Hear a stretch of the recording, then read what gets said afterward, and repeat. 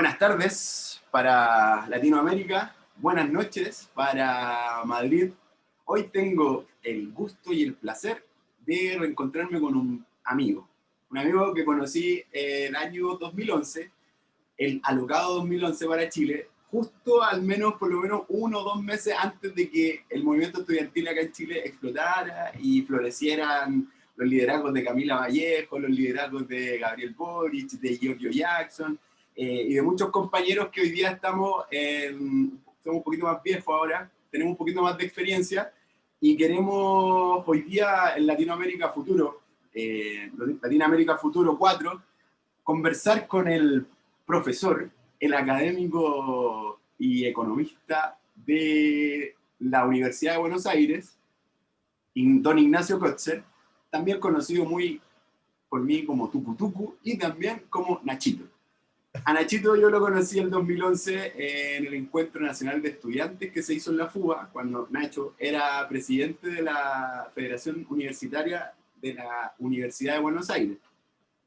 Y hoy día, las vueltas de la vida, a Nachito lo tienen en España dictando clases de ciencia política y economía en la Universidad Carlos III de Madrid y en la Universidad Autónoma de Madrid también. Entonces, hoy día con Nacho vamos a conversar todo lo que ha pasado con Podemos, con el 15M y todos estos movimientos sociales que están haciendo casi el mismo trayecto que nosotros hoy día como Convergencia Social, como Frente Amplio, estamos haciendo en el contexto del proceso constituyente y de todo lo que ha pasado desde el 18 de octubre, del 18 de octubre del año pasado hasta hoy día, en que estamos a 3 días de conmemorar el inicio de lo que es la revuelta social más importante que ha tenido Chile tal vez Latinoamérica desde el año 70, cuando ganó la Unidad Popular.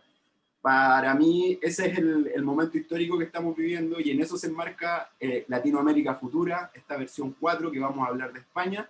Y no doy más la lata y Nacho, bienvenido a Latinoamérica Futura, el espacio es tuyo y este es un espacio de conversación para que entre amigos podamos discutir y ver qué está pasando en España desde los ojos de un tucumano. Nachito, bienvenido. ¿Qué tal, Lucho, querido? Muy buenas tardes, muy contento de este reencuentro virtual y claro, por supuesto, con muchas ganas de charlar con vos, contarte un poco, como decís vos, a los ojos de un argentino, de un tucumano, lo que uno se encuentra aquí en España. Estoy hace 5 años en Madrid, con lo cual puedo tener ahí un pantallazo, digamos, ¿no? No considero que tenga respuestas acabadas, pero obviamente he podido ver, estudiar y analizar aquí algunas cuestiones, y está bueno también que comparar y establecer algunas comparaciones que siempre están mal, ¿no? O sea, siempre está mal comparar, pero al mismo tiempo es el único método que tenemos, ¿no? Las ciencias sociales y los seres humanos para dar cuenta de los fenómenos sociales, así que lo que vos contás sobre Chile, yo con tu permiso también te iré preguntando cosas para enterarme también ahí de primera mano cómo viene la cosa. Por supuesto, haz cuenta como que estamos entre nosotros y invitamos a unos amigos que nos van a ver de nuevo a conversar. Así que no hay problema, ¿cierto? Es bien desestructurado. Así que démosle nomás. Yo no sé si abres tú o abro yo. ¿Disparas Y tú o disparé yo? no, no, metele vos, amigo, metele Yo- vos, producción, y decime por dónde querés que empiece yo a contarte. Ahí un poco dijiste 15M, como vos quieras. Sí, nosotros en Chile, sobre todo en la izquierda y los movimientos sociales, vimos con mucha atención lo que pasó con el movimiento 15M, la acampada, la toma de la plaza, etcétera, todo eso, y estuvimos muy expectantes de cuáles eran los pasos que iba a seguir esa asamblea, básicamente. Y bueno, vimos como entre medio nace la figura de Podemos como una organización política que busca darle, de cierto modo, conducción y dirección política a un movimiento social, que es básicamente lo que hoy día a nosotros está pasando en Chile. El movimiento social está por un lado, está protestando, y nosotros como Convergencia Social y Frente Amplio hemos estado en esas mismas luchas, no por nuestras banderas, sino porque la mayoría llevamos muchos años en esto. Entonces, si me pudiera actualizar cómo cuál es el trayecto que se cumple, que hay desde el 15M, con todas las tomas de la plaza, hasta que hoy día tenemos a Pablo Iglesias como número 2 del gobierno de España. Entre comillas, número 2, pero como que él tiene, de cierto modo, el peso y la figura de ser el hombre de la izquierda y de los movimientos sociales en un gobierno en alianza con el Partido Socialista Obrero Español, que también pasó por un proceso bien extraño de neoliberalización durante los 90. Entonces, partamos como con esa mirada un poco, perspectiva un poco más desde el 15M hasta lo que tenemos hoy día en España. Perfecto, Lucho. Yo te voy a tirar 3 añitos más para atrás del 15M primero, lo que fue la crisis del 2008, ¿no? Digo, para ahí agregar, si queremos, la dimensión económica, social y política, digo, para darle un orden a un proceso que obviamente fue muy rico y toda una etapa muy rica, muy interesante de la política española. En el 2008, como muchos sabrán, hubo una crisis muy fuerte que empezó como una crisis financiera, luego se convirtió en una crisis económica de la producción general que golpeó muy fuerte en España. ¿Sí? España fue uno de los lugares donde mayor impacto tuvo esta crisis, donde como consecuencia de la crisis económica millones de trabajadores quedaron en el paro y mucha gente también fue expulsada de sus casas. ¿Sí? Acá había habido un boom inmobiliario, un boom de la construcción, y luego eso, con la crisis, mucha gente no pudo seguir pagando estas hipotecas. El análisis de la crisis abriría un capítulo en sí mismo, ¿no? Acá vamos a hacer muy resumidamente. Aprovecho para recomendar una película, por ahí vieron La Gran Apuesta, Sí. que habla justamente de la crisis del 2008, que es muy buena, la verdad, cómo lo retrata. Y acá en España, como digo, esto tuvo un impacto muy grande. 3 años después, efectivamente, irrumpe el 15M, este estallido social que viene a impugnar el viejo modelo bipartidista que había en España, un modelo que ustedes los chilenos se pueden imaginar bastante bien cómo era. Digo, acá hay también algunos paralelismos en el modelo chileno y lo que era el modelo español, porque en estos años ha habido muchos cambios en la política española, y efectivamente, como vos decías, un poco de ese movimiento nace, por ejemplo, Podemos. No exclusivamente, si vemos, por ejemplo, en Barcelona tenemos hoy todavía a Ada Colau como la alcaldesa, que ella quizás, incluso hasta quizás más que Podemos, encarna prácticamente estas transiciones de lo económico, lo social, lo político. Ella, por ejemplo, formaba parte de estas organizaciones que justamente intentaban evitar o denunciar los desahucios, los desalojos de la gente de sus casas que luego se quedaban en propiedad de los bancos. Ella era una activista social, adquiere notoriedad justamente en el ámbito de lo social. Acá la vinculación con la crisis económica es directa, ¿sí? Porque con la crisis financiera y económica comienzan estos desahucios, como se dice aquí, desalojos en Argentina. Eh, y luego, cuando irrumpe el 15M, toda esta movilización social, que tiene como un gran emblema, una gran frase por la cual hoy es recordada, que es el "no nos representan". ¿Sí? Esto era como la gran denuncia de aquel movimiento, que como vos bien decís, de ahí un poco nace Podemos. El 15M tiene un gran impacto en la opinión pública, un gran impacto en la política española. En un primer momento no tiene una gran consecuencia electoral porque tampoco había maneras de expresar ese descontento. En aquel momento había una tendencia donde PSOE y Partido Popular, había una tendencia hacia lo que se denominaba el centro, ¿sí? Los partidos del viejo bipartidismo con una socialdemocracia progresista y un partido conservador liberal.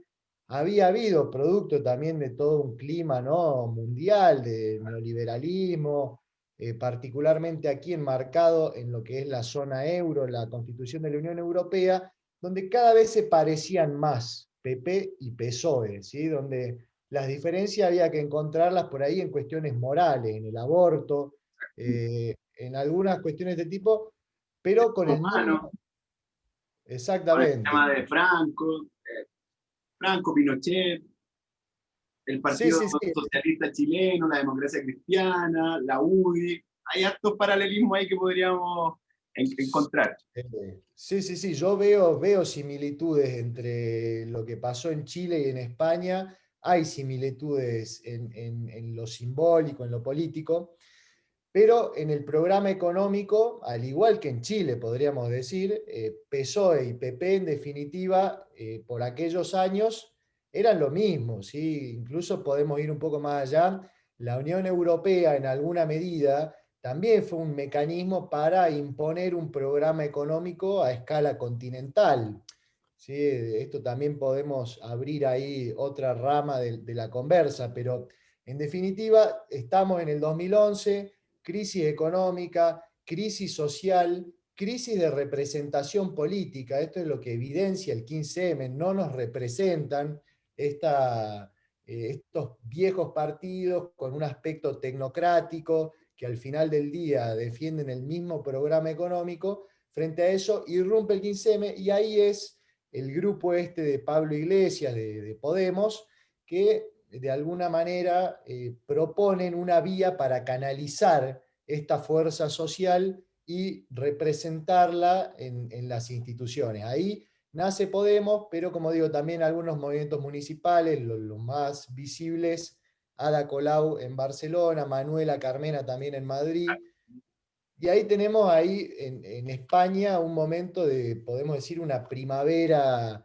progresista, ¿sí? Ahí hay un cambio en el ciclo político español. Podemos, en su primera elección estatal, como se dice acá, nacional, que fue en diciembre de 2015, yo esto lo recuerdo la fecha también porque yo ya estaba en Madrid, en diciembre de 2015, creo que fue el 20 de diciembre de 2015, Podemos obtiene 20% de los votos, una elección impresionante, ¿no? A todas luces para un partido que recién se presentaba. Luego se repiten las elecciones, Podemos ahí retrocede un poco en el 2016, las elecciones se repiten porque nadie logra conformar gobierno. Ahí Podemos va con Izquierda Unida, hace un frente con Izquierda Unida, lo que también podríamos trazar un paralelismo quizás con el PC chileno, ¿no? Te pregunto a vos, esto ya se puede trazar ahí. Absolutamente.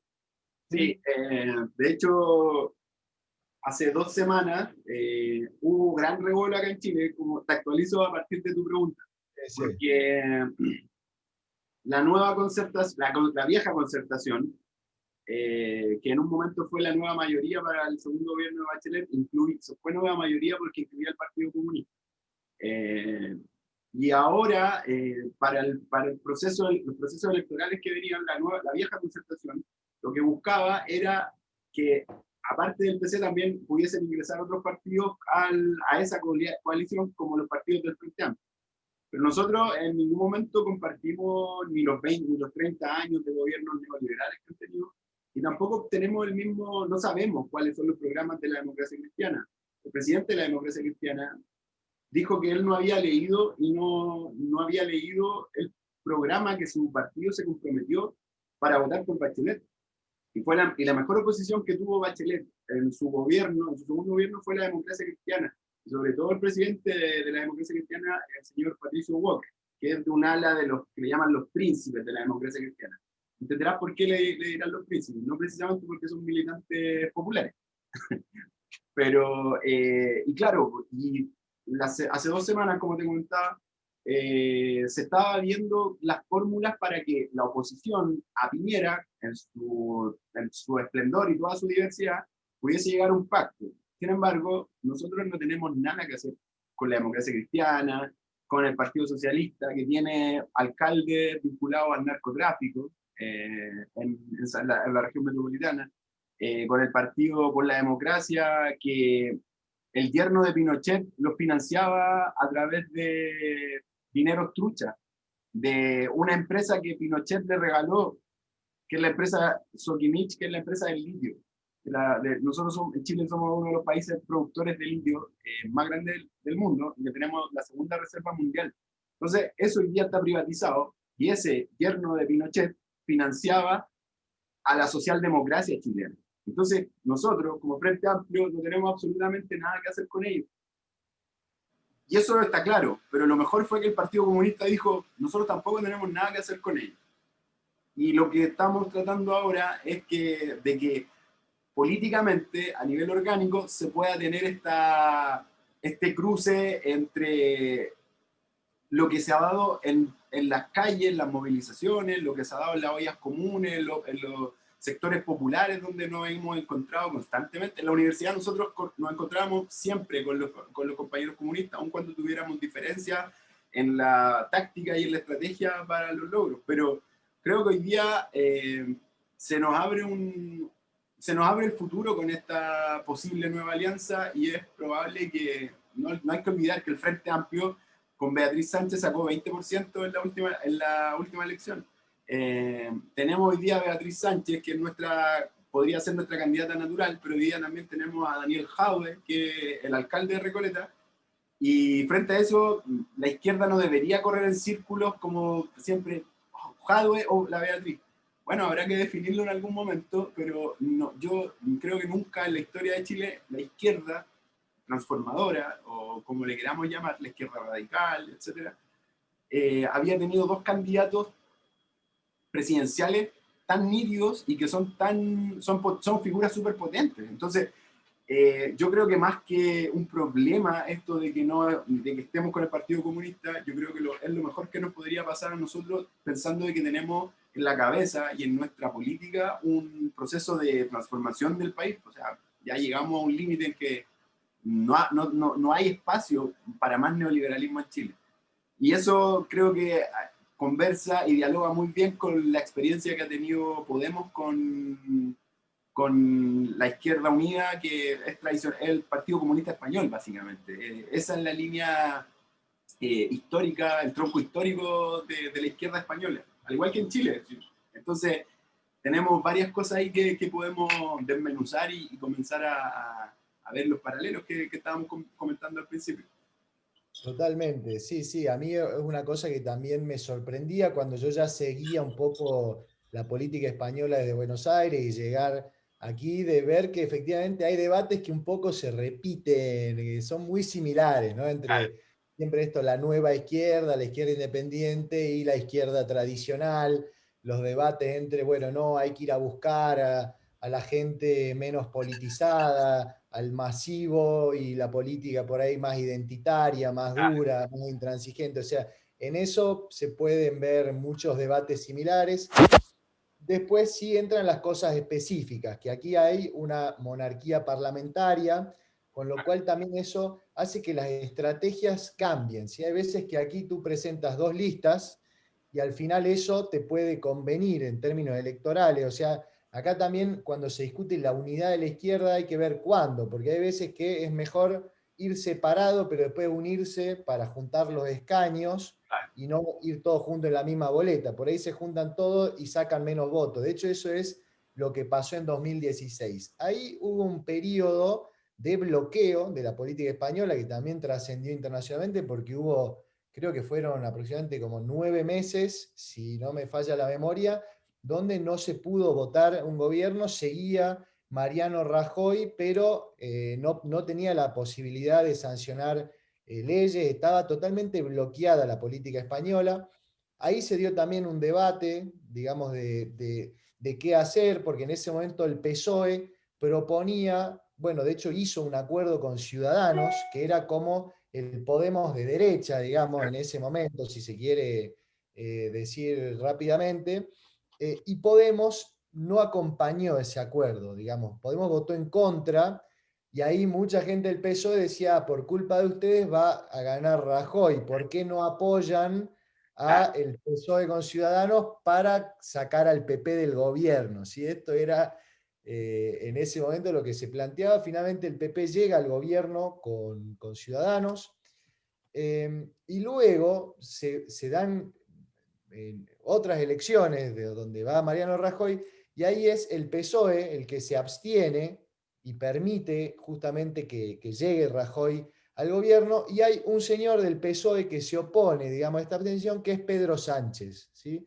Pedro Sánchez renuncia a su banca, con también un eslogan que, ¿cómo quedan a veces los eslogans, ¿no? De todo un proceso, al final uno se acuerda del eslogan, que él decía no es no, como diciendo no a Rajoy, él era la oposición dura, ahí se da la interna en el PSOE posteriormente, o sea, Rajoy es reelecto, y Pedro Sánchez gana la interna del PSOE, se la gana a una mujer que se llama Susana Díaz, que ella era como la representante del ala más conservadora del establishment del Partido Socialista. Por ejemplo, contaba con el apoyo de Felipe González, de los varones territoriales, y ahí Pedro Sánchez hace como una campaña austera, recorre en coche toda España, se junta con la militancia tradicional socialista y construye esta pequeña épica, digamos, de las bases, enfrentándose a la dirección más conservadora del partido,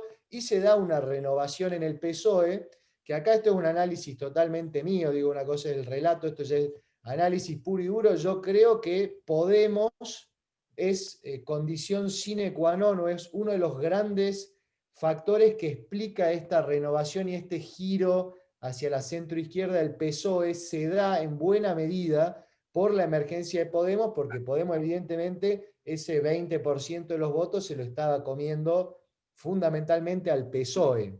Y el 15M, la irrupción de Podemos y demás, obligan un poco a que el Partido Socialista se defina, por así decirlo. También si vemos lo que pasó con toda la socialdemocracia en toda Europa, como consecuencia de esta asimilación al programa neoliberal y este parecido cada vez más grande con los partidos conservadores, también hay un derrumbe de la socialdemocracia europea, y aquí Pedro Sánchez, con mucha habilidad, con mucha astucia, emprende este giro moderado, obviamente, ¿no? O sea, estamos hablando de giro a la centroizquierda dentro de lo que hay hoy. Digamos que hoy, con muy poquito, lamentablemente, ¿no? Por cómo se ha corrido todo el escenario mundial, con muy poquito hoy ya uno es de centroizquierda, y con un poquitito más ya es la izquierda radical, ¿no? Como Bernie Sanders, que dice, no dejemos que la gente se muera en la calle, demos una asistencia médica mínima, y eso ya es la izquierda radical, parece. No, bueno, acá es que es como cambiarle el nombre. España, Partido Socialista Obrero Español, Partido Socialista. Eh, Efectivamente, el 2008 en España genera toda esta detonación que también incluye a todos los partidos socialdemócratas del mundo, a todos esos que durante los 90 hablaron de la tercera vía. Nosotros acá tenemos uno de los representantes en Latinoamérica que es como el rostro de esa tesis, que es Ricardo Lagos. O sea, yo me recuerdo que el día en que se fue Ricardo Lagos de presidente, más allá de todo lo que hizo, lo que no hizo, él dijo, yo llegué en mi Peugeot y yo me voy en mi Peugeot, en su auto. Pero a los días siguientes comenzaron a salir las despedidas que le habían hecho a Lagos, y una de las que fue más, no sé, sin pudor, la verdad, el presidente de los banqueros dijo, los banqueros amamos a Lagos. En una entrevista en el diario Mercurio, que es el diario como el Clarín en Argentina, como el, no sé, un diario conservador de España, o tal vez como El País, tal vez. Entonces, eso fue como una muestra muy gráfica y muy impudorosa de cómo había operado la socialdemocracia chilena, esto de la tercera vía, del crecer con igualdad, dentro de un modelo que era netamente neoliberal, donde gobiernos donde se terminaron de concesionar cuestiones que nunca a nadie se le había ocurrido concesionar. Entonces, la socialdemocracia fue innovadora, pero en función de entregar todos esos recursos y de finalmente sostener la riqueza de grupos económicos de nivel mundial. O sea, las carreteras acá en Chile están hechas por empresas españolas que tienen la concesión y los peajes por 20 años, por 50 años. Entonces es una cuestión brutal. Y bueno, y esos personajes de repente aparecen. Creo que Felipe, tú nombraste a un PS que es muy, muy conocido. Felipe Felipe González. Él es como hoy día lo que tengo entendido que es asesor de Carlos Slim, que es el hombre uno de los súper ricos de Latinoamérica, o el más súper rico de Latinoamérica. Entonces, eso es, no, esos cambios hoy día para nosotros son inexplicables, pero para ellos tienen que ver netamente que son pagos de favores, por favores políticos que hicieron en algún momento, y que están instalados en diferentes lugares, muy bien instalados por lo demás, y siempre tienen buena prensa, y claro, entonces a nosotros también, nosotros hemos tenido que impugnar a esos líderes, porque es básicamente lo mismo que tú decías, cuando Piñera pierde, nosotros no podíamos apoyar a Guillermo si Guillermo era un candidato que presidencial que era demasiado débil, políticamente no se quiso comprometer con nada, con ningún punto del Frente Amplio. Entonces, el Frente Amplio no podía decir, vamos a votar por Guillermo. Y lo que hizo la Concertación, en vez de profundizar y de trabajar con Guillermo, fue básicamente echarnos la culpa al Frente Amplio de que porque el Frente Amplio no dio sus votos, perdimos. Y por eso tenemos a Piñera ahora. Entonces, ese mismo argumento hoy día lo están volviendo a repetir en base a de que como no tenemos oposición porque el Frente Amplio por el lado, el PC por su lado, la Concertación por este otro, el progresista de Marco Enrique Minami por otro lado, con la Concertación ahora. Entonces, siempre hay un chivo expiatorio, y en el caso español ha sido Podemos, y en el caso chileno hemos sido nosotros con el Frente Amplio, que también nos han acusado de violentistas, de terroristas, de que nosotros organizamos todas las manifestaciones del 18 de octubre en adelante. Ojalá tuviéramos la capacidad de convocar 2 millones de personas un día sábado por redes sociales. Ojalá le tuviéramos cualquiera de nosotros, pero no es así. Entonces, más que todo es como el relato que se construye y que la imagen que se construye finalmente del Frente Amplio y de Podemos. El coletas, el rasta, no sé, el tipo que no viste de traje, etcétera. Como que han buscado descalificar a compañeros que tienen doctorados en Derecho en las comisiones constitucionales porque no han ido con chaqueta, Nacho. O sea, una weá que es verdaderamente vergonzosa contar esto y que lo va a ver mucha gente, pero ese es el nivel de los políticos que hay en Chile hoy día, y es la clase, es la casta, como llamaban en Podemos, es ese grupo, es esa élite política que la que nosotros queremos sacar. Ni siquiera queremos darle oportunidad para que sigan. Si ellos quieren, van a tener que pelearla igual como la vamos a pelear cualquiera de nosotros. Y porque con ellos simplemente no se puede tener alianza, porque no estamos en el mismo mundo, no tenemos la misma visión del mundo, y sus soluciones, las soluciones para el momento histórico que tenemos, no están acorde al momento en que estamos viviendo. Simplemente es como que quieren agarrar lo mejor de los años 90, cuando Chile era vendido como el jaguar de Latinoamérica, y ponerlo hoy día en el 2020, como que si aquí no hubiese pasado nada. Entonces, me imagino que Podemos tuvo que hacer un trabajo bien importante también con su militancia, me imagino, como para poder encauzar este gobierno de cambio en un proceso que es un poco mucho más grande y es trascendente no solo para España, porque a partir España es un punto, pero estaba Melenchon en Francia, en Alemania estuvo Die Linke, etc. Hay una red como de nueva izquierda europea que también está activándose en función de esto que partió en España y que en Latinoamérica también se está dando. El movimiento Nuevo Perú, la semana pasada estuvimos con Anaí Durán. Hay movimientos que están reivindicando ser de izquierda, que no tienen problema con decir sí, somos revolucionarios, sí, somos de izquierda, sí, queremos cambiar el mundo, pero queremos hacerlo de una forma súper consciente. No se trata de llevar a un pueblo al despeñadero, si para eso están los neoliberales. Si quieren que eso suceda, hay que votar por los mismos que hemos votado por 40 años. Entonces, lo que pasa en España, nosotros también nos prende mucha las alarmas de cómo responder a esos ataques que te hace tanto, lo hacen por la derecha y por la centroizquierda. ¿Cachai? Total, total. Sí. Bueno, ahí retomando para para llegar, ¿no?, a responder, porque tu pregunta inicial, Lucho, yo la tengo en mente, era cómo llegamos del 15M a Coleta vicepresidente. Y ya hemos avanzado bastante.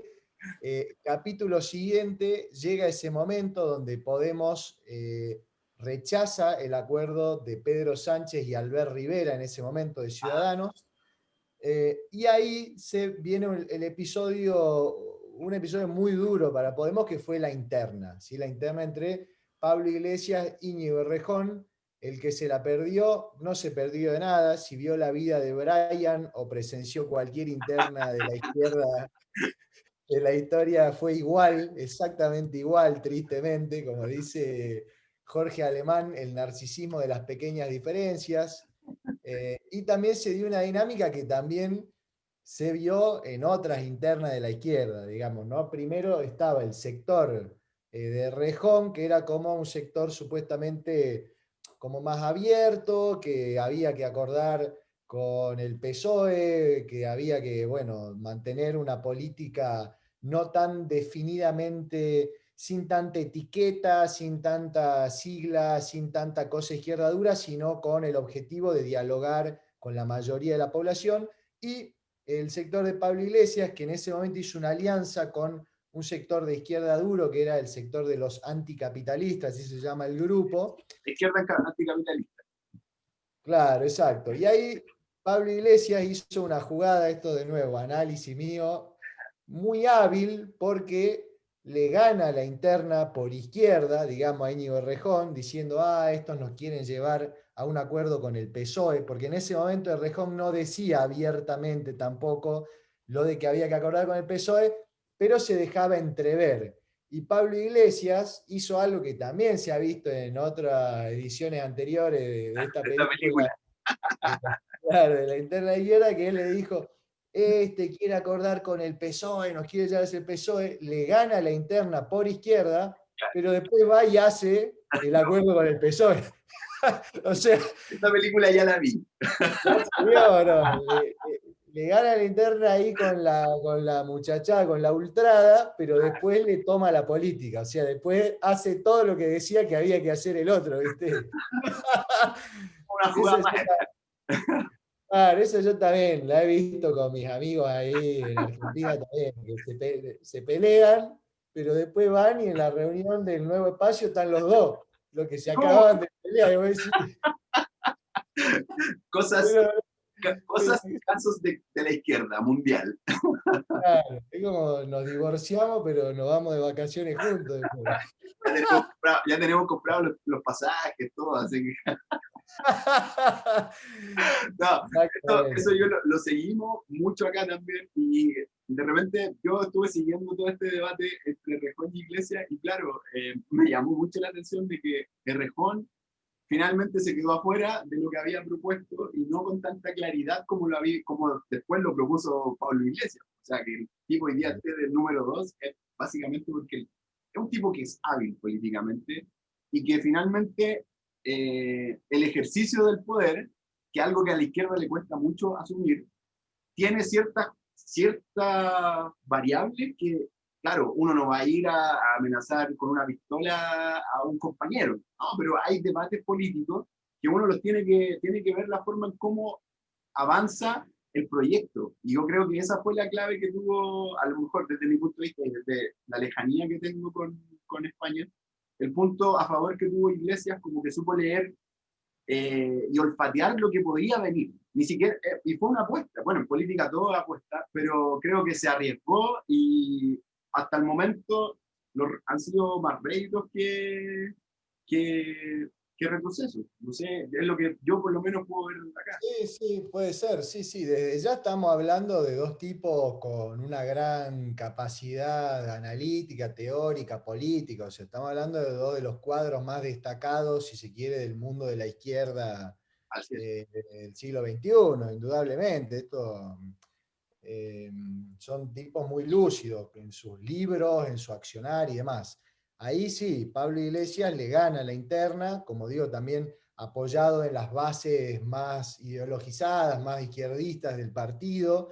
Esto muchas veces pasa también, ¿no? En ciencia política se estudia esto, que muchas veces las bases de la militancia son mucho más ideologizadas, evidentemente, que a veces que los líderes y que los votantes, ¿no? Muchas veces los votantes y los líderes son más pragmáticos, más flexibles, la militancia muchas veces más exigente, más dura, que defiende los principios, que no le interesa ver esto, digamos, los negocios políticos, no en el sentido turbio del Ah, término, pero las posibilidades, los frentes, el cálculo, el costo-beneficio de las decisiones, la militancia muchas veces no le importa y quiere que se defiendan los principios del partido y los valores ideológicos. Bueno, ahí Pablo efectivamente gana con esa base, pero como venimos diciendo, después gira. Hay un hecho, evidentemente, que tenemos que mencionar sí o sí para hablar del proceso español, que es el estallido total del conflicto catalán, que eso a Podemos lo agarra muy mal parado, digamos, Podemos lo destroza, el conflicto catalán le cuesta muchísimo, la interna más el conflicto en Cataluña, Podemos ahí sufre una ruptura y una sangría de militancia muy importante, Podemos ahí también se ve atrapado en una polarización que se dio de hecho entre el independentismo y la unidad de España, cuya defensa tenía un contenido mayoritariamente más bien conservador. Ahí Podemos tiene una posición que en lo teórico puede ser loable, porque Podemos decía sí a que decida Cataluña, pero no a que se rompa España, digamos. Ellos decían, queremos que en Cataluña se vote y que de ahí salga una España unida, democrática y fortalecida, que en los papeles puede sonar bien, pero en la realidad del conflicto político esa posición no existió, digamos, fue aplastada por las dos posiciones que se estructuraron en la disputa, que era el independentismo y la unidad de España y punto. Ahí hay una crisis para Podemos tremenda. Eh, Viene luego de eso, bueno, Rajoy maneja muy mal el conflicto, después de años de alimentarlo, reprime violentamente ahí ese referéndum que ni no, sí, siquiera eso tenía... fue brutal, brutal. Me recuerdo que Claro, llegaron los mozos en un barco pintado con un violín, creo. sí, Desde, sí, es una anécdota, pero a mí me llamó mucho la no, atención. Era como, claro. hola, somos Piolín y tenemos, es como, traemos la democracia, como ese meme de donde salen golpeando un milico gringo con armado. Hola, somos Estados Unidos y traemos la democracia. Algo así me Claro. imaginé.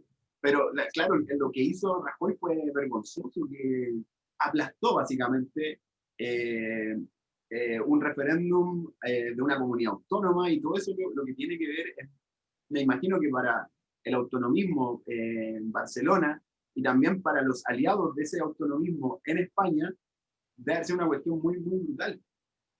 Claro, sí, estuvo muy mal conducido, digamos, porque incluso era una cuestión que no tenía implicancias legales, institucionales.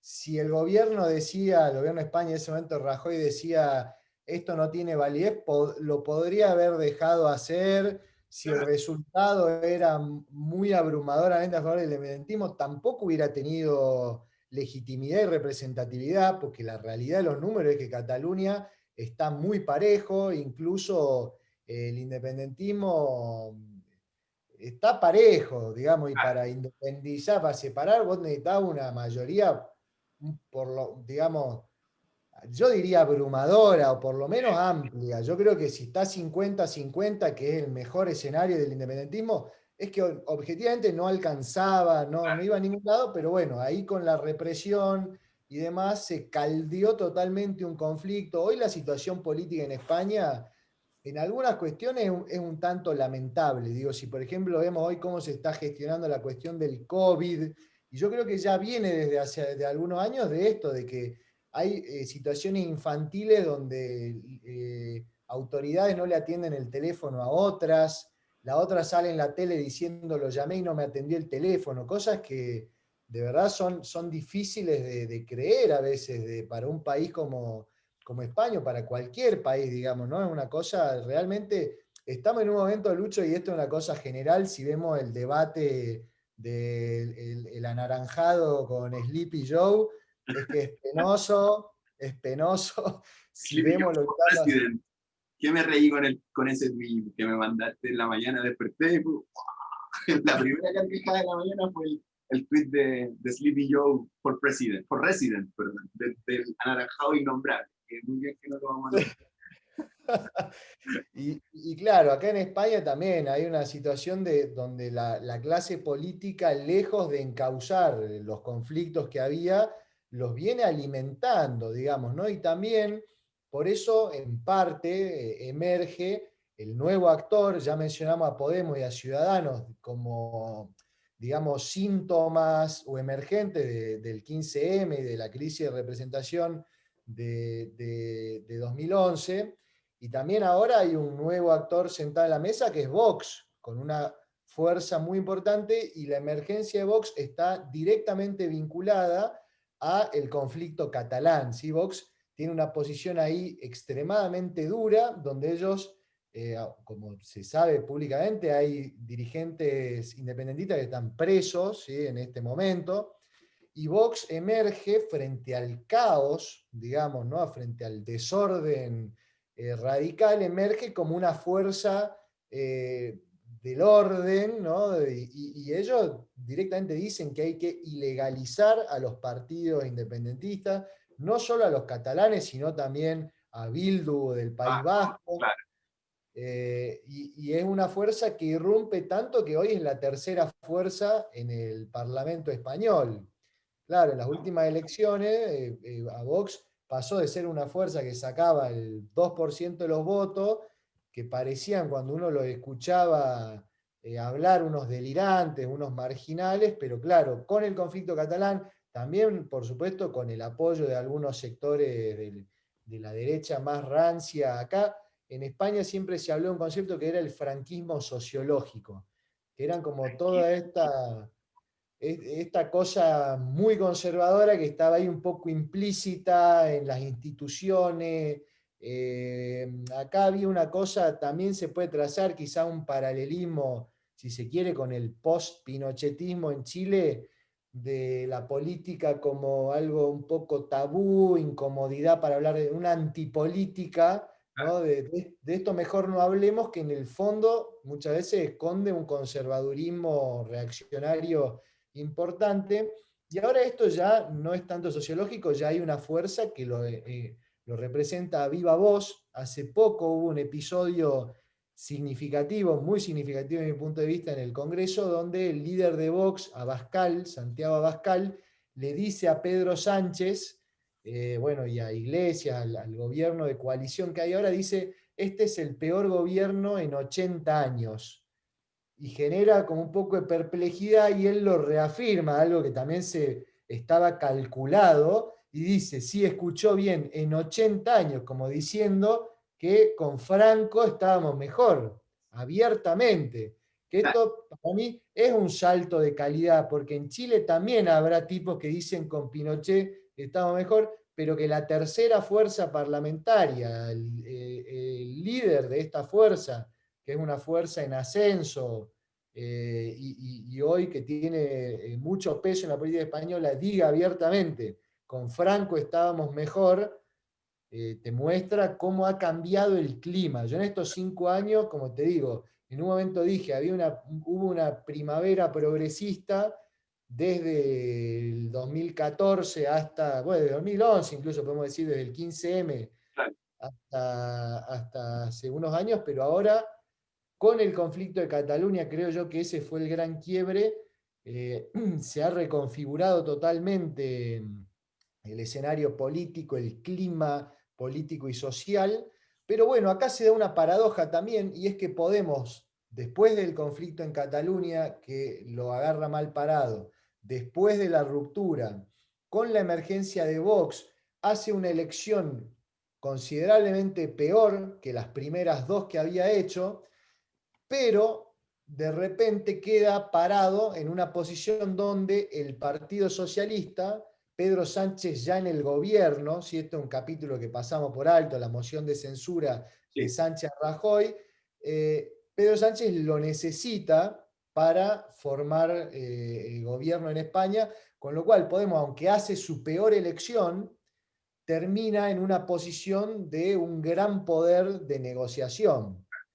Y así es como este año es electo Pedro Sánchez con el apoyo de Podemos, con el apoyo de también los catalanes, los vascos, ¿sí? Con este bloque que parecía hace algunos años imposible de Sí, articular, parecía totalmente imposible. Fue posible por la moción de censura, en primer lugar, porque la moción de censura, recordemos que el presidente era Rajoy y es una herramienta que hay acá en el Parlamento donde se vota si sigue o no sigue, digamos, ya, y ok. por mayoría simple. Y ahí se pudo armar en contra de Rajoy ese bloque que lo pone a Pedro Sánchez como presidente. Esta es una de las características de la moción de censura, es que hay que presentar además un candidato de reemplazo, no es que uno vota sí o no, como en algunos otros sistemas parlamentarios, además hay que proponer el candidato, y de esa manera es como llegó Pedro Sánchez, y bueno, y este año lograron mantener unido ese bloque, y así es como llegamos a este momento donde Pedro Sánchez es el presidente, Pablo Iglesias es el vicepresidente segundo, pero aunque es el vicepresidente segundo, como vos decías, tiene un poder importante porque controla 35 diputados, el bloque de Unidas Podemos. Ahora Podemos está parlamentariamente y en el gobierno fusionado prácticamente con Izquierda Unida. No es la palabra fusionado, pero está muy consolidado ese frente de Unidas Podemos. De hecho, Eh, está el economista, tu colega Garzón. Alberto Garzón, Alberto claro, el Garzón, sí. ministro. Que él es el líder de Izquierda Unida y es un tipazo también. Yo a él siempre mis respetos. Claro, ahora están ahí unidos, tienen 3 diputados, la vicepresidencia segunda, y bueno, y se ha visto este giro del PSOE, como decimos, a la centroizquierda, ¿sí? A parecerse un poquito más a lo que fue alguna vez la socialdemocracia. Y en esto vuelvo a conectar con lo que vos en un momento dijiste, cómo cambian también las palabras y los partidos y los sellos, digamos.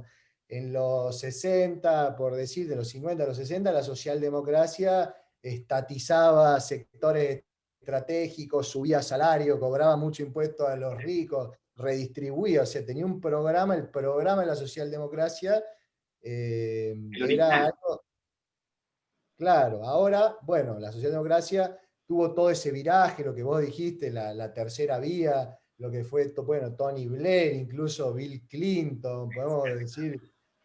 Y ahora Pedro Sánchez acá en España está otra vez corriéndole un poquitito más hacia la centroizquierda. También estamos viviendo tiempos locos, Lucho. Estamos viendo que el FMI, por ejemplo, hoy está criticando la desigualdad, propone impuestos a los ricos, aumenta el gasto público, propone que aumentemos el gasto público. O sea, evidentemente Es como estamos ante un... es una asamblea, el FMI parece una asamblea de universitarios de izquierda. Cuando yo leo los tweets digo, ¿qué onda? ¿Dónde? Este es el comunismo internacional del que tanto habla Trump, Bolsonaro. El FMI está pidiendo eso. No, no son los radicales de Sí, sí, izquierda. público. La Unión Europea también, después de lo que fue frente a la crisis del 2008, la Unión Europea también fue muy cuestionada porque vino todo ese periodo de políticas de austeridad, el programa clásico neoliberal, y frente al quilombo que hay hoy, uso esta palabra, el lío que hay hoy, ¿cómo se diría en Chile? ¿Cuál sería el Eh, lío o no? el atado. En chileno coloquial sería el atado, como un El atado. atado. Tipo. Claro, claro, hay una crisis de una magnitud tremenda, con lo cual también la Unión Europea hoy finalmente aprobó este paquete de rescate, Estados Unidos también, mismo Donald Trump, un mega paquete de rescate, porque estamos ante una crisis colosal. Y bueno, y frente a eso, la verdad que Pablo Iglesias hay que decir que ha sido hábil, ha llegado a la vicepresidencia, viene de la Universidad de la Calle, hoy es vicepresidente. buena parte hay un mérito de él indudable. Yo creo que en la política los liderazgos juegan un rol muy importante en momentos, sobre todo de crisis, momentos críticos.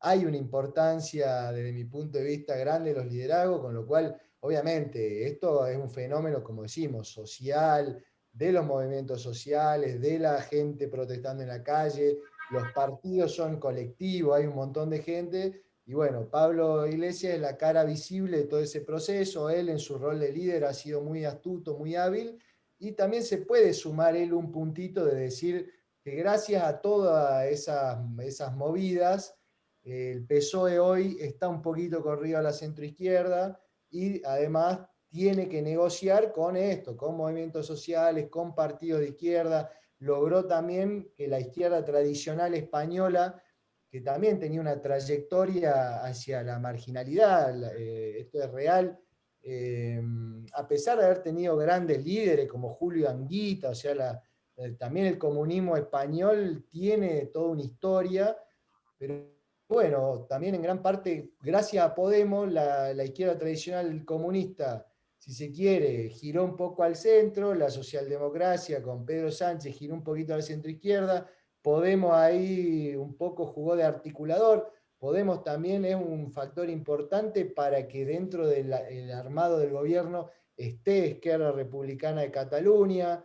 Así que bueno, hoy está esta articulación que es, por supuesto, inestable, frágil, está llena de problemas, pero está ahí parada y porque se armó eso no hay un giro a una derecha que está radicalizada. Acá lo que se ha radicalizado, Lucho, no sé cómo está, el otro día me comentaba que también Chile tiene una expresión de esto, lo que se ha radicalizado es la derecha, digamos, la derecha en muchos lugares ha tenido un giro ultra. eh, Acá, con sí. Creo que el otro día lo comentamos, que te mandé un video de un tipo que tampoco vamos a nombrar, pero todos saben quién es, sobre todo los chilenos. Empieza con K, su nombre, nada más. Y es un Bolsonaro a la chilena. No es militar, pero es de una familia tradicional, de migrantes. Es una de migrantes alemanes, por supuesto, no migrantes pobres como los que no les gustan a ellos mismos. Eh, bueno, y él lo que ha hecho básicamente es boicotear todo proceso de avance que haya en nuestro país, y lo ha boicoteado políticamente, mediáticamente y en las calles con grupos de choque. O sea, hoy día tienen los que hay dos opciones en el plebiscito, el apruebo o el rechazo. La gente del rechazo cada día son menos. De hecho, apareció uno de los tótems de la derecha de los 90 y de los 2000, Pablo Longueira, y él dijo que él iba a votar por el apruebo y que iba a votar convención constitucional porque la derecha que él representa, que es la derecha de la UDI, pinochetista y todo eso, dijo la pelea vamos a tenerla en la convención constituyente porque ahí es donde vamos a definir finalmente cuál va a ser la constitución. Y estos otros tipos del rechazo, básicamente lo que hemos visto es que, primero, atacan murales que dicen apruebo, atacan obras artísticas que se han hecho alrededor de la Plaza Italia, no sé, pues, del perrito Matapaco, había un mosaico del perrito Matapaco, cayó una especie de mosaico también, y como que se hizo una animita popular de un compañero que cayó arrancando de los pacos, cayó en una de estas tapas de electricidad que hay en el piso y murió. Entonces, eso lo fueron y lo destrozaron, pero no hay ninguna acción política que te puedas decir, el rechazo propone esto.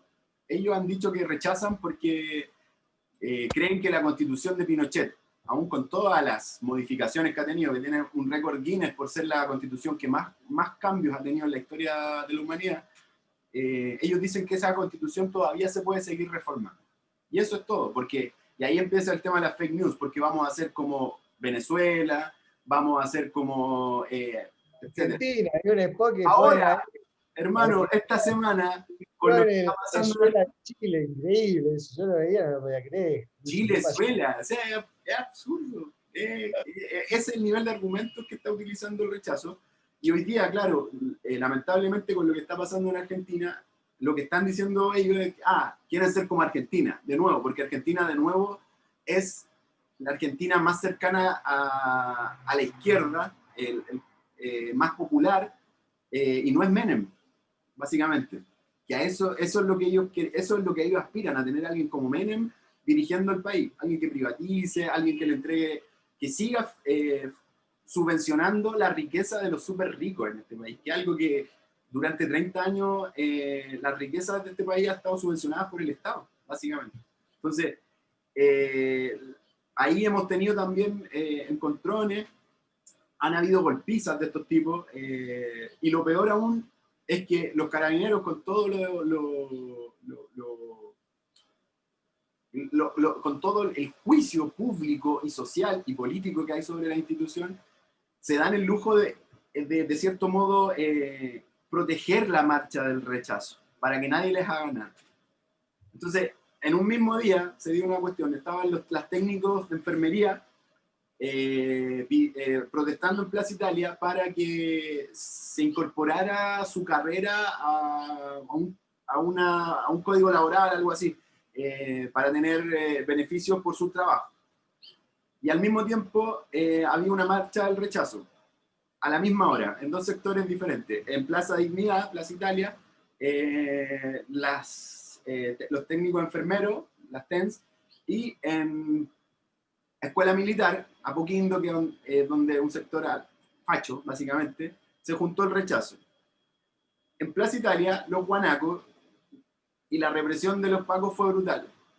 En Escuela Militar casi iban de la mano con los del rechazo. Y entre medio de la gente del rechazo se veía capitanes en retiro del ejército, empresarios, tipos que están, yo creo que tienen problemas, algún problema psiquiátrico, porque son tipos que andan con macanas, vestidos como si fueran a la guerra, con escudos, para enfrentarse a quien les puede decir, oigan, ustedes están equivocados, con violencia. Entonces, finalmente, la ultraderecha que se radicaliza en España es la misma que se radicaliza en Austria y que llega al gobierno, es la misma que apoya a Trump, es la misma que va a hacerle olitas a Bolsonaro, y son como cortados por la misma tijera a nivel global. Entonces, tenéis razón, estamos en un mundo súper loco, y también es nuestra tarea que como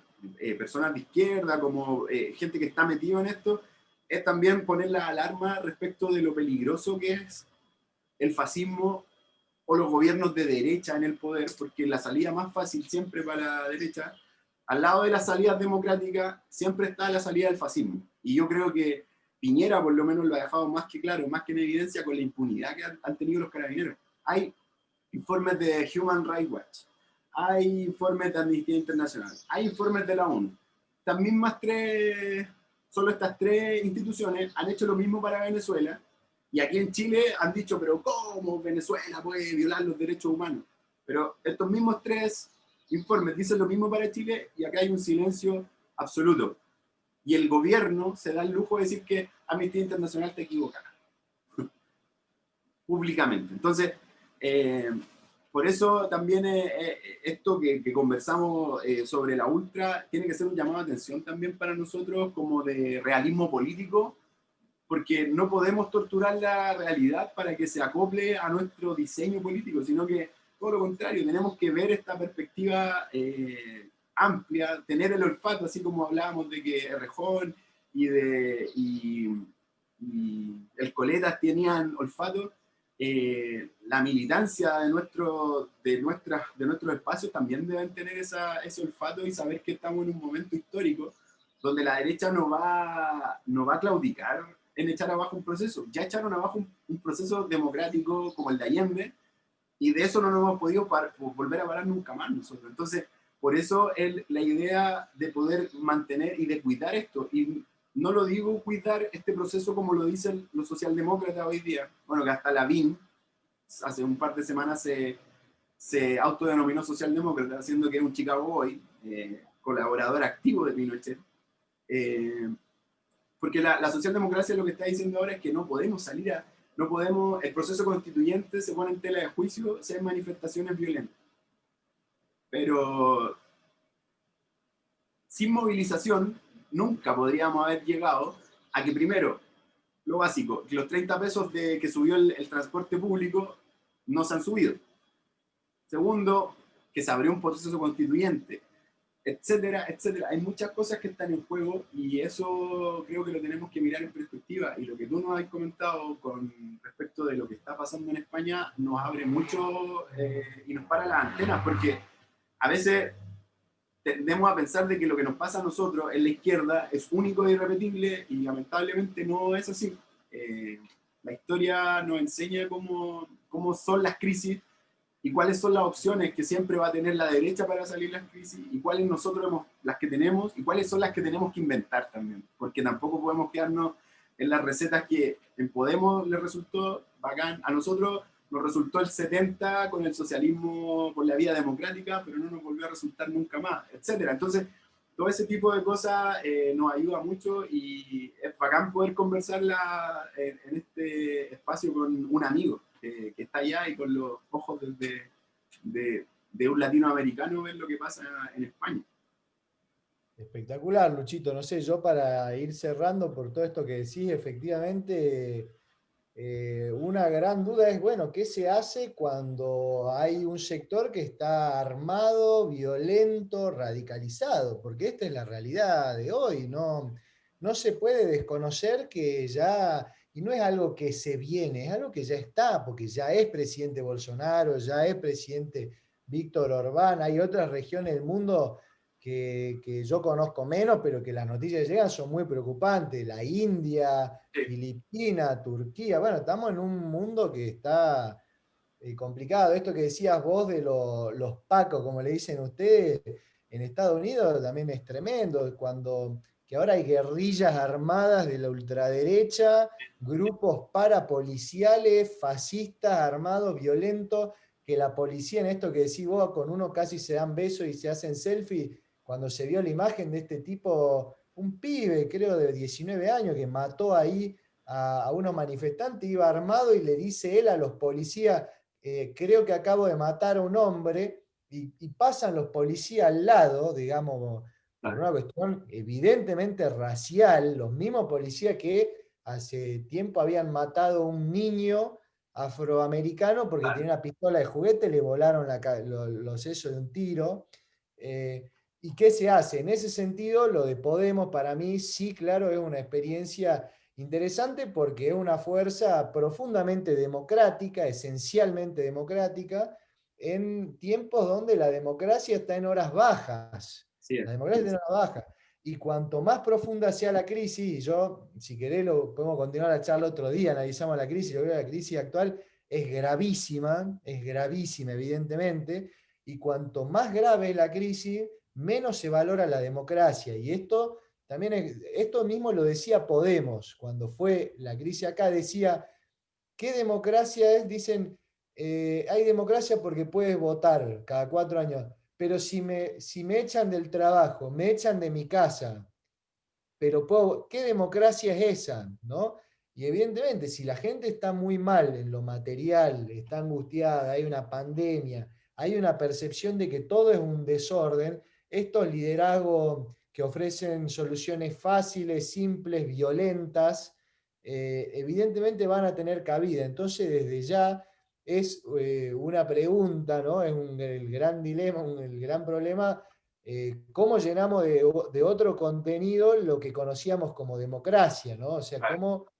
cómo llenamos de otro contenido la democracia al tiempo que también la preservamos, ¿no? Porque es algo que nuestra generación, Lucho, daba por hecho, Así ¿no? es. La democracia era el piso, pero ¿qué pasa si ahora se está socavando el propio piso, ¿no? Y sabemos que la historia nunca es estática, la cosa va para adelante o va para atrás. Así es. Así que, nada, vivimos tiempos interesantes y desafiantes, amigo querido. En todo el mundo. Bueno, te voy a cobrar la palabra, a lo mejor no vamos a publicarlo, pero sí ese tema, la democracia hoy día que conocemos está de 1789, 1790, 1790 en adelante, entonces ya obviamente cualquier avance que se pueda haber dado, hay que mirarlo con los ojos que tenemos hoy día en el 2020 y con toda la realidad. Entonces, ese es un tema que a nosotros también hoy día en Chile nos está preocupando y voy a aprovechar de pasar el dato. Recuerden que el 25 de octubre hay que aprobar y votar convención constitucional. Y de esto me tomo de lo que acabas de comentar, porque el proceso constituyente para nosotros es un proceso de apertura de futuro. Lo que nosotros queremos con la nueva constitución y de escribir la convención constitucional y que los constituyentes o asambleístas sean personas comunes y corrientes, que sí han participado en política, pero que tienen una visión hoy día global sobre lo que está pasando en el mundo también, porque lamentablemente hoy día Chile no es una isla, como muchas veces creyó que era un país isla, y como que éramos nos decíamos La Suiza sudamericana, la ¿qué Suiza eran? sudamericana, los ingleses de Latinoamérica. Bueno, la pinta de inglés que yo tengo no me la puedo sacar, eso está capaz que claro, pero, pero la convención constitucional y la redacción de la constitución nos tiene que llevar también a debatir, bueno, ¿qué tipo de democracia queremos? ¿Vamos a seguir necesitando tener un presidente o necesitamos un primer ministro? ¿Necesitamos tener un presidente que es como un virrey o necesitamos una república parlamentaria? ¿Necesitamos tener un Senado y una Cámara de Diputados para tratar las mismas leyes? Todas esas cosas hoy día están en tela de juicio y que las vamos a poner sobre la mesa para lo que viene en la Constitución.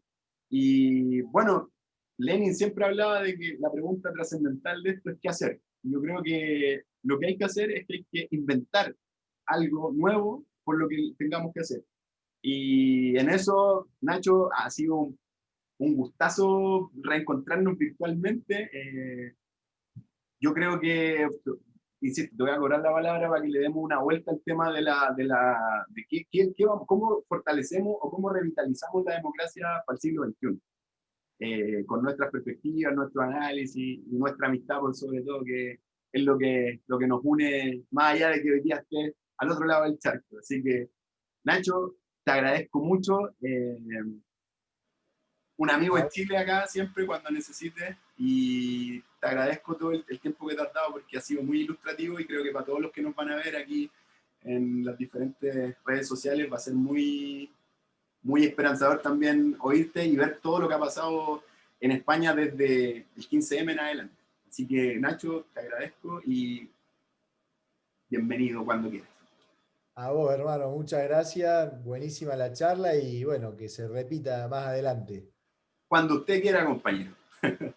Un abrazo enorme, Luchito. Abrazo, venceremos y será hermoso. Chao, compañeros. Nos vemos la próxima semana en Latinoamérica Futura 5 ya. Wow. Adiós.